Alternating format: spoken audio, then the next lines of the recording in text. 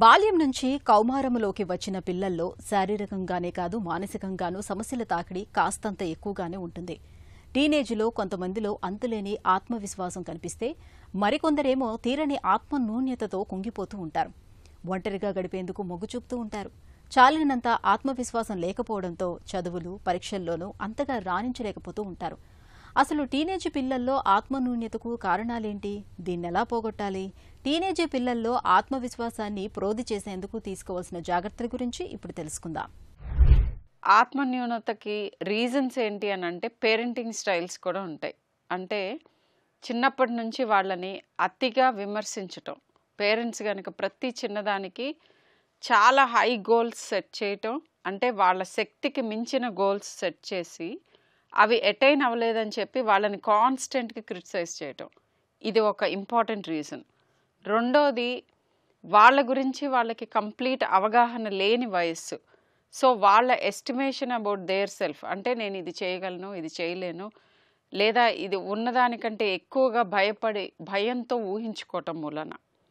ఇంకొక important thing ఏంటంటే చిన్నప్పటి నుంచి పిల్లలకి టాస్క్స్ ఇచ్చి వాళ్ళంతట వాళ్ళు చెయ్యాలి అని ఇన్సిస్ట్ చేసి self care, independent thinking and ఒక పర్టికులర్ ఒక చిన్న జాబ్ ఇచ్చి అది చేసి దాంట్లోంచి వచ్చే కాన్ఫిడెన్స్ని బిల్డ్ చేయటం, ఇవన్నీ కనుక చిన్నతనం మన పెంపకంలో కొన్ని లోపాలు ఉంటే అలాంటి వాళ్ళకి లో సెల్ఫ్ ఎస్టీమ్ చాలా తీవ్రంగా ఉంటుంది.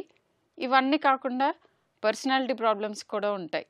అయితే మరి దీనికి విరుగుడు ఏంటి అని అంటే, వాళ్ళు ఏదన్నా పని చేసినప్పుడు, ఏదన్నా అచీవ్మెంట్ జరిగినప్పుడు డెఫినెట్గా ప్రైజ్ చేయాలి, దాన్ని వ్యాలిడేట్ చేయాలి, దాన్ని గమనించాలి, గుర్తించాలి, తగు మోతాదులో వాళ్ళకి ప్రైజ్ కూడా ఇవ్వాలి.